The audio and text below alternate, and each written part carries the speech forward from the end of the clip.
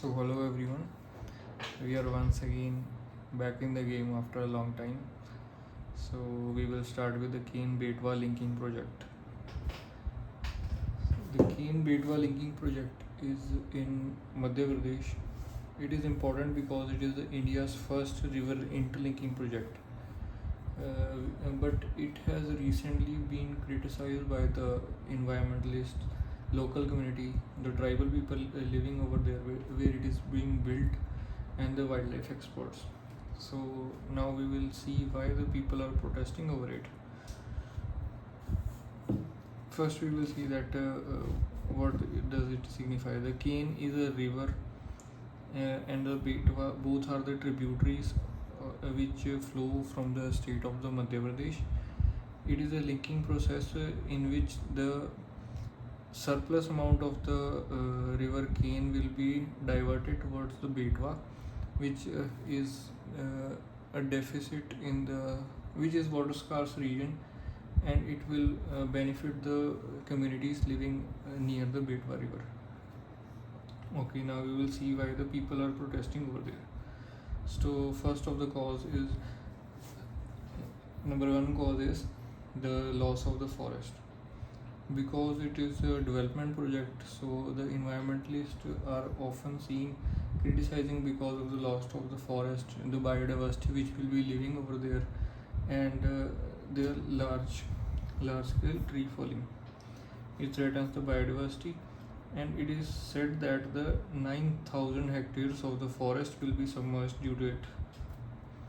And the other important impact on the project is that the Panna Tiger Reserve, which is an important tiger reserve for the India, it is said that the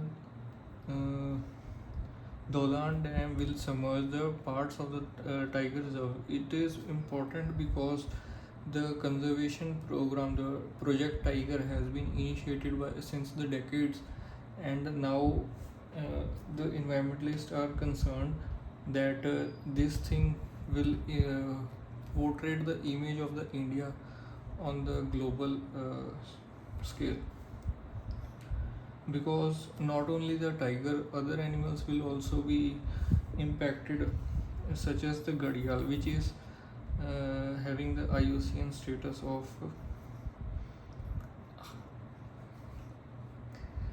is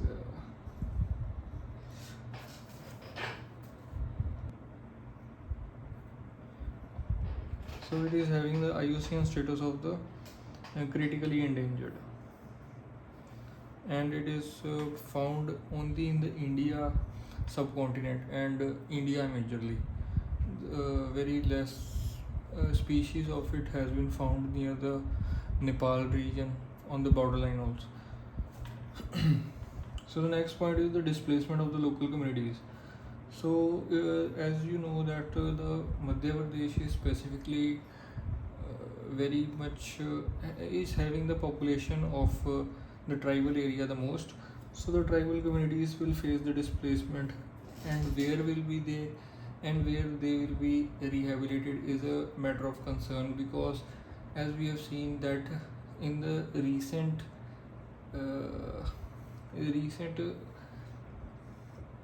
issues that the tribal communities have been said on the paper, but it has not been implemented on the grounds.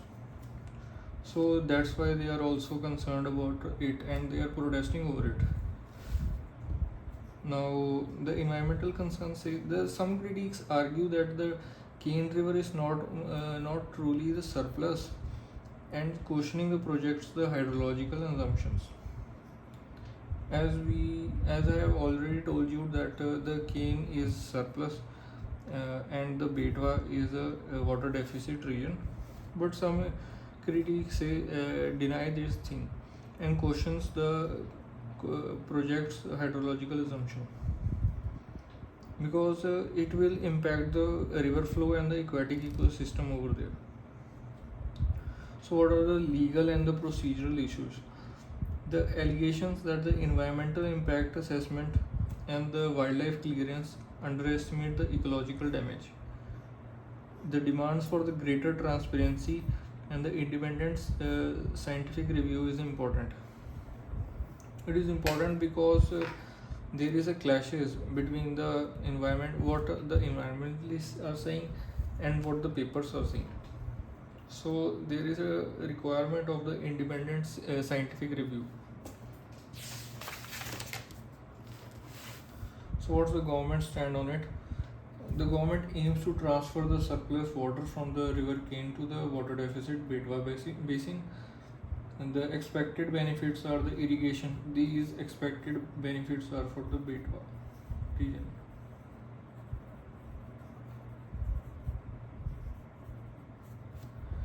So the expected benefits are the irrigation to the 10.6 lakh hectares, drinking water to the 62 lakhs people, hydropower generation, as the project itself says, the drought mitigation, and the Bundelkhand region.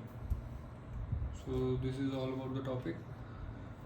So the next topic is related to the governance and the GS2 topic of the UPSC mains. So it says the women work participation in the India. Why is it in the news?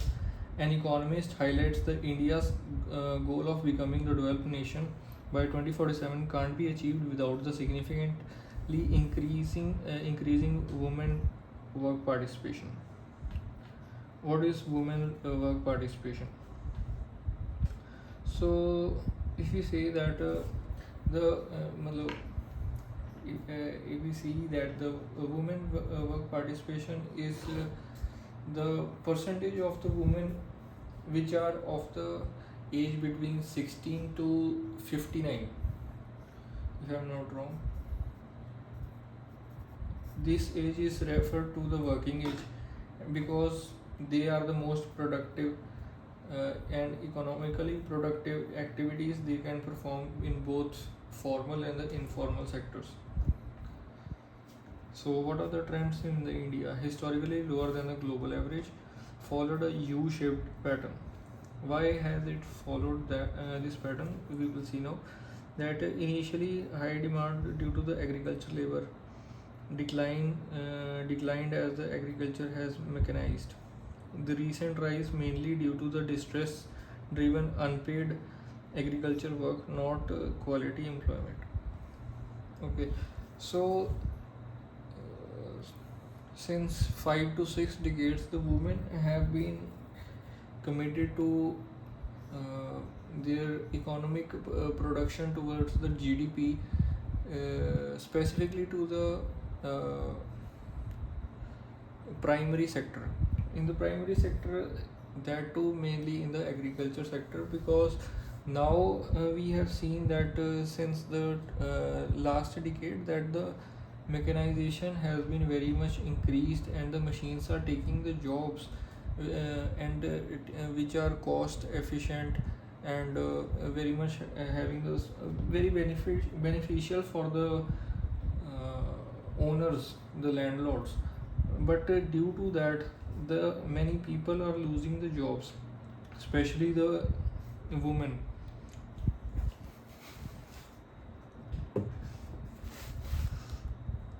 So here are some data and all. So the women's contribution has here increased by the 10% and contributing to the incremental of the 2% GDP. The Tamil Nadu has the highest share in the female factory workforce.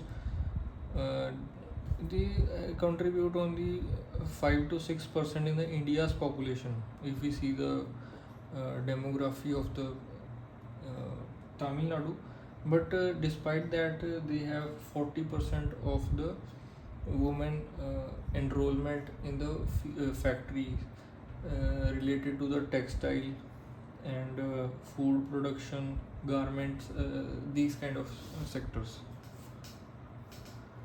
So the rise is seen after the post-pandemic area.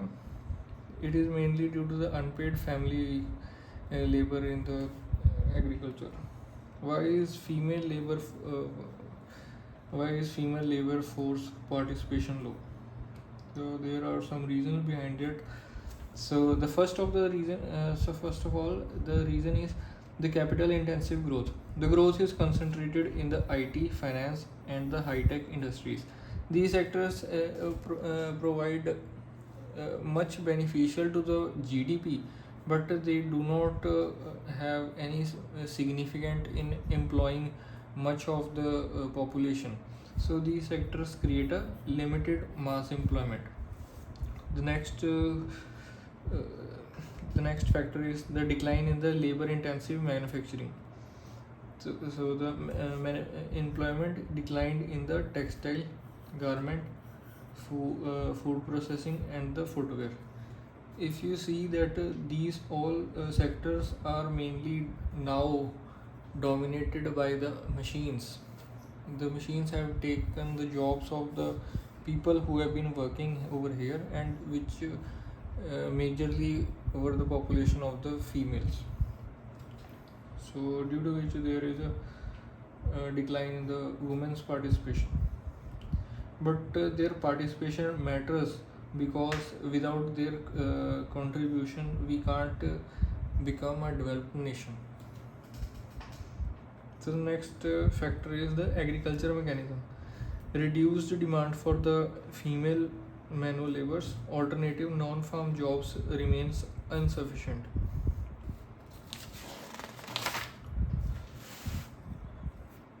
So the social and the cultural factors are the patriarchal norms. The female are not allowed in some households to go and work out for the and earn for the family. The early marriages, they also restrict the female population to work. Household responsibilities, the female are seen as that it is their job to do the household chores, unlike the males, which pulls them back. So preference of the unpaid domestic work. Safety concerns, because it is there still persist the unsafe transports. There are lack of hostels for the accommodation of the people, and the poor workplace security, and the sanitary work is the sanitation over the public domain is also not very good, which also restrict. You can also add that point. And the limited mobility, because they are seen as that they should not work much far from the place they are born or they are living. Another is skill mismatch. The skill mismatch, because the educated women can't find the job matching which are related to what they have qualified, the location where they are living, and the family's expectations. Why is higher family participation important? Because obviously it contributes in the GDP. It expands the labor force, which is approximately contributing the 50% of the population. So it supports the Viksit Bharat 2047 vision, which is seen as the aim which has India taken to become a developed nation. Higher household income, because if the two people will contribute, the household's income will double, and there will be higher consumption, and the savings will also increase. The next is human capital development. The women's income also improves the child mortality, the child nutrition, the healthcare and the education, which creates a long-term productivity gains, because the woman not only empowers herself, it empowers the whole family. So due to which it is much important than the males, if we see through this perspective. Better productivity, gender diverse workplaces lead to innovation, better decision making, because we can know what the women think and how they think, so that they can contribute into much of the performance and the creativity and the innovation which they have the potential about. Improved organizational performance, women empowerment, the employment increases the financial independence, they become independent, and they are not bound by the husbands, what they think, that what steps should she takes for her. It is their own independence now, the decision making power, and they hold the social status.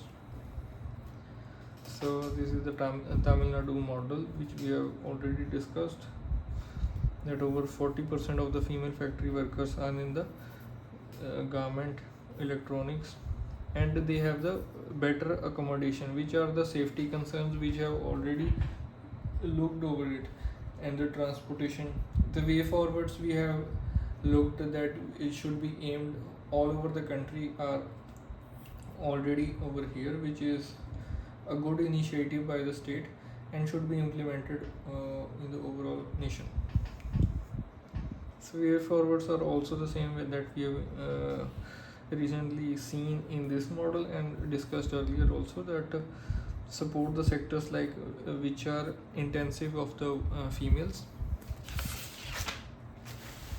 improve infrastructure, safe public transport, childcare facilities like creches,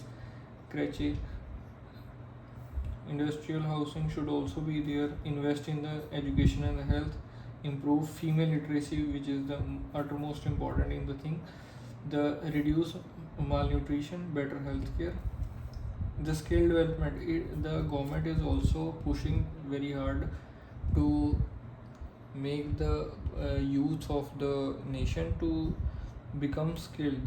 There are many schemes and the initiatives taken by the government for the skill development, which are related to the digital skill, vocational learning, AI, manufacturing skills. So here are some constitutional provisions such as the EBL, which is the equality before law, article 15 special provisions for the women, 16 also provide for the employment, 39 which is the equal pay, 42 which are the maternity reliefs and the better working condition of the woman, 51 AE subclause C, renouncing the practices and the derogatory of the woman. So the three SDGs are also related to this topic. So thank you.